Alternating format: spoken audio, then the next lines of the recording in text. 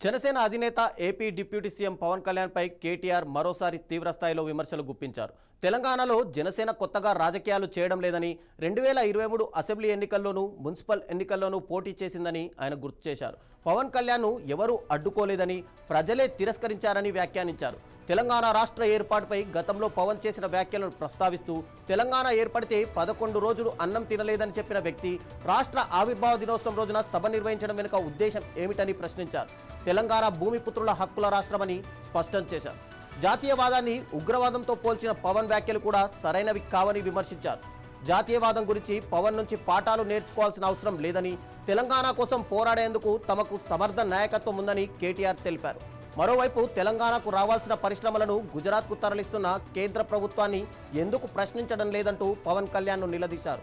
ఈ వ్యాఖ్యలతో తెలంగాణ రాజకీయాల్లో మరోసారి మాటల యుద్ధం వేడెక్కింది.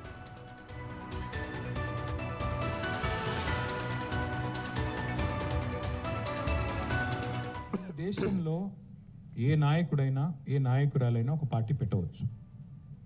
పార్టీ పెట్టి ఎక్కడైనా పోటీ చేయవచ్చు. ఏ ప్రాంతంలో అయినా ఏ రాష్ట్రంలో అయినా నిరభ్యంతరంగా పోటీ చేయొచ్చు. ప్రజాస్వామ్య భారతదేశంలో అది అందరికీ ఉన్న హక్కు, రాజ్యాంగం ఇచ్చిన హక్కు, బాబాసాహెబ్ అంబేద్కర్ ఇచ్చిన హక్కు, అందులో ఏం అనుమానం అక్కర్లేదు. కానీ ఏ ప్రాంతంలో అయితే మీరు పోటీ చేయాలనుకుంటున్నారో ఆ ప్రాంత ఆకాంక్షలు, ఆ ప్రాంత పరిస్థితులు, ఆ ప్రాంత ప్రజలు, వారి యొక్క మానసిక స్థితిగతులు, వారి యొక్క పోరాటాలు, వారి యొక్క త్యాగాలు కూడా మీరు తెలుసుకోవాలి. వారి మీద అభిమానం ఉండాలి. నేను అడుగుతా ఉన్న పవన్ కళ్యాణ్ గారిని వాళ్ళ, మీరు కొత్తగా పోటీ చేసేది ఏముందండి? జనసేన 2023లో పోటీ చేయలేదా? మీరు చేశారు కదా అసెంబ్లీ ఎన్నికల్లో. మొన్న మున్సిపల్ ఎన్నికల్లో కూడా పోటీ చేశారు కదా 350 వార్డులో. కొత్తగా చేసేది ఏముంది? అండ్ ఇంకోటి, మిమ్మల్ని ఎవరు ఆపుతున్నారు? 2018లో చంద్రబాబు నాయుడు గారు వచ్చారు, పోటీ చేశారు. 23లో మీరు పోటీ చేశారు. పోటీ చేయండి, ఎవరు వద్దంటున్నారు. కానీ మీరు ఇక్కడికి వచ్చి మాట్లాడేటప్పుడు ఇదేదో ఆషామాషిగా ఏర్పడ్డ రాష్ట్రం కాదు, ఇదేదో అనాయాసంగా వచ్చిన రాష్ట్రం కాదు.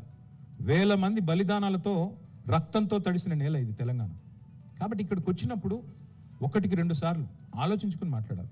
నేను ఒక మాట అన్నారు, ఆయన అడ్డుకుంటున్నారు. ఎవరు అడ్డుకుంటున్నారు మిమ్మల్ని? ఏదో ఊహాజనితమైన ఒక ప్రపంచం సృష్టించుకొని ఎవరు అడ్డుకున్నారు మిమ్మల్ని?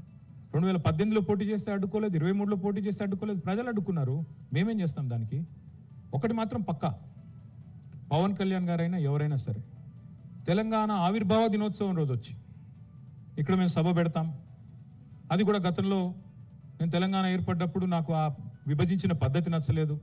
ఒక ఆయన అంటాడు తల్లిని చంపి బిడ్డను బతికించారంటాడు, ఇంకొక ఆయన విభజించిన పద్ధతి నచ్చలేదు అంటాడు. ఇవన్నీ ఏంటంటే తెలుగు హైదరాబాదీ అల్ఫాజ్ మే బోల్నా హైతో గుమా ఫిరాకి బోల్నా బోల్తే ఇసుకో.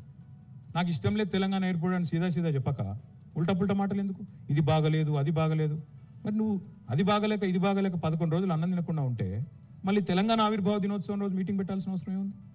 సరే మీటింగ్ పెడదాం అనుకున్నావు, అడ్డుకున్నది ఎవరు? కాంగ్రెస్ ప్రభుత్వం. ఏమైనా అనాలనుకుంటే వాళ్ళని అనాలా?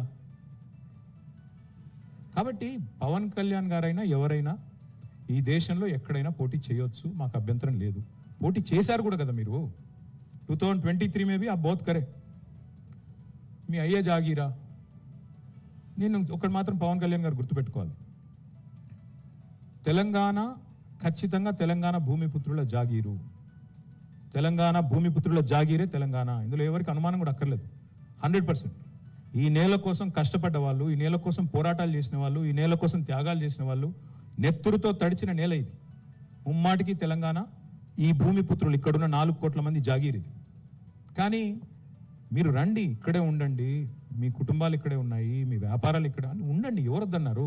10-12 ఏళ్లలో ఎక్కడన్నా చిన్న సమస్య వచ్చిందండి? నేను అడుగుతా ఉన్నా, మా దృక్పథం ఎట్లాంటిది అంటే, వైజాగ్ స్టీల్ ప్లాంట్ను ప్రైవేటీకరిస్తున్నారు మోడీ ప్రభుత్వం అంటే మేము మద్దతు పలికాం. తప్పు ఇది మీరు చేస్తుంది, పబ్లిక్ సెక్టర్ అండర్టేకింగ్స్ని కాపాడాలని రిక్వెస్ట్ చేశాం. That is our philosophy. ప్రాంతాలుగా విడిపోయినా ప్రజలుగా కలిసి ఉండాలని కోరుకున్నాం. కానీ నిన్న పవన్ కళ్యాణ్ గారు ఇంకొక 2 మాటలు మాట్లాడారు. ప్రాంతీయవాదం అన్నారు. ప్రాంతీయవాదం ఉగ్రవాదం కంటే ప్రమాదం ఏదో అన్నాడు ఆయన. నేను వారికి గుర్తు చేస్తా ఉన్నా, ప్రాంతీయవాదం అంటే మరి పొట్టి శ్రీరాములు గారు 58 రోజుల పాటు ఆత్మ బలిదానం చేసుకున్నారే, పోరాటం చేసి మద్రాస్ ప్రెసిడెన్సీ నుంచి వేర్పడి తెలుగు రాష్ట్రం కావాలి, లింగ్విస్టిక్ బేసిస్గా రాష్ట్రాలు ఏర్పడాలి అనే ఒక ఆకాంక్షతో వారు ఏదైతే పోరాటం చేశారో, లింగ్విస్టిక్ బేసిస్కి వారికి సంబంధం లేదు. మద్రాస్ నుంచి ఆంధ్ర రాష్ట్రం వేరుపడాలని పొట్టి శ్రీరాములు గారు 58 రోజులు నిరాహార దీక్ష చేశారు. అది కూడా ప్రాంతీయవాదం అంటారా?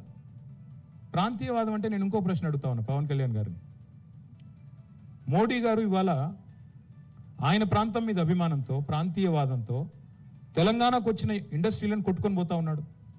కేన్స్ అనే పరిశ్రమ ఇక్కడ పెట్టాల్సి ఉంటే, ఇక్కడ ఒప్పందం కుదుర్చుకుంటే మా హయాంలో, మా గవర్నమెంట్లో దాన్ని తీసుకుపోయి గుజరాత్లో పెట్టించారు. మైక్రాన్ అనే సంస్థ ఇక్కడ పెట్టాల్సి ఉంటే, పెట్టుబడి పెట్టేది ఉంటే దాన్ని తీసుకుపోయి గుజరాత్లో పెట్టుకున్నారు. మరి జాతీయవాదం ముసుగులో చేస్తున్న ఈ ఆర్థిక ప్రాంతీయవాదం కరెక్టా? ఏది కరెక్టు? అంటే ప్రధానమంత్రి గారు గుజరాత్కే ప్రధానమంత్రిగా వ్యవహరించడం కరెక్టా? చెప్తారా దీనికి సమాధానం పవన్ కళ్యాణ్ గారు? కాబట్టి ప్రాంతీయవాదం, ఇంకో మాట చాలా విచిత్రమైన మాట అన్నారు నిన్న ఆయన. ఇంకొన్ని రోజులు అయితే జనగణమన పాడరు. మాకు జనగణమన మాకు నేర్పించాల్సింది ఏం లేదు. దేశభక్తి గురించి మాకు పవన్ కళ్యాణ్ గారి దగ్గర పాఠాలు నేర్చుకోవాల్సిన అవసరం లేదు. ఈ నేల ఆనాడు Nizam session, we are less than 3% of India, but we contribute 5% of India's GDP. So we don't need any kind of moral lectures or moral policing from. వారు ఆంధ్రప్రదేశ్ ఉప ముఖ్యమంత్రిగా వారిని గౌరవిస్తాం. వారిని ఆంధ్రప్రదేశ్ ఉప ముఖ్యమంత్రిగా డెఫినెట్ గౌరవిస్తాం. ఒక కళాకారుడిగా, ఒక నటుడిగా అభిమానిస్తాం. ఒక సోదరుడిగా ఇంటికి వస్తే బిర్యానీ పెడతా, హైదరాబాదీ బిర్యానీ పెడతా. కానీ వచ్చి మా సెక్రటేరియట్లో కూర్చొని పెత్తనం చేస్తాము మా రాజకీయాల్లో. మరి ఇంకా మొన్ననే కదా వేరుపడ్డది, ఇంత కష్టపడి 60 ఏళ్ళు పోరాటం చేసి మొన్న వేరుపడ్డాం 2014లో. మొన్న చంద్రబాబు నాయుడు గారు రానే వచ్చే 2018లో, మళ్ళీ ఇప్పుడు మీరు కూడా వస్తారు 2023లో. That's all I'm saying. And last word I will like to say on this. Pawan Kalyan గారిది మధ్యన ఓజీ అని సినిమా వచ్చింది. I would like to remind my brother Pawan Kalyan, we have a Telangana OG KCR. ఇక్కడ మా కేసీఆర్ గారు ఉన్నారు, ఆయన చాలు మాకు. He will take